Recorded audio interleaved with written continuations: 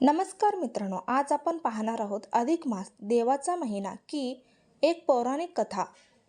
दर 3 वर्षांनी येणारा अधिक मास खरोखर देवाचा विशेष महिना आहे का, की यामागे एक मनोरंजक पौराणिक कथा आणि खगोलशास्त्रीय कारण दडलेलं आहे?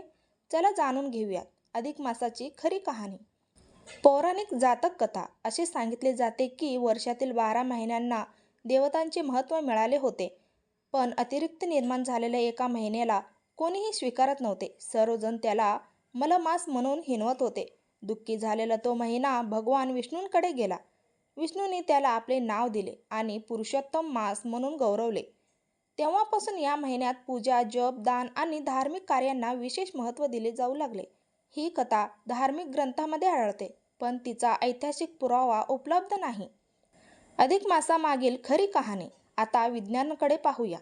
आपण वापरत असलेले चंद्र वर्ष सुमारे 354 दिवसांचे असते, तर सूर्यवर्ष सुमारे 365 दिवसांचे असते। म्हणजे दरवर्षी जवळपास 11 दिवसांचा फरक पडतो। हा फरक 3 वर्षात साधारण 33 दिवसापर्यंत पोहोचतो। त्यामुळे पंचांगातील महिने ऋतूंशी जुळवून ठेवण्यासाठी एक अतिरिक्त महिना जोडला जातो। यालाच अधिक मास म्हणतात। म्हणजेच अधिक मास निर्माण होण्याचे मुख्य कारण धार्मिक नसून खगोलशास्त्रीय गणित आहे।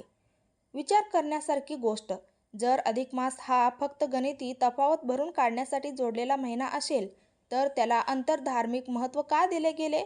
इतिहासात अनेक वेळा लोकांना एखादी गोष्ट स्वीकारायला सोपी जावी म्हणून तिच्या भोवती कथा निर्माण केल्या गेल्या। अधिक मासासोबतही असेच झाले असण्याची शक्यता अनेक अभ्यासक व्यक्त करतात।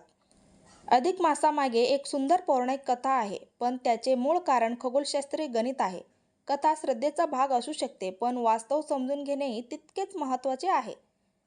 तुमच्या मते अधिक मास हा श्रद्धेचा विषय आहे की खगोलशास्त्राचा? कमेंटमध्ये नक्की सांगा। व्हिडिओ आवडल्यास लाईक आणि शेअर नक्की करा। अशाच नवीन व्हिडिओसाठी हिस्टॉरिकल मिररला सबस्क्राईब करायला विसरू नका। चला तर मग भेटूयात नेक्स्ट व्हिडिओमध्ये। Bye, take care.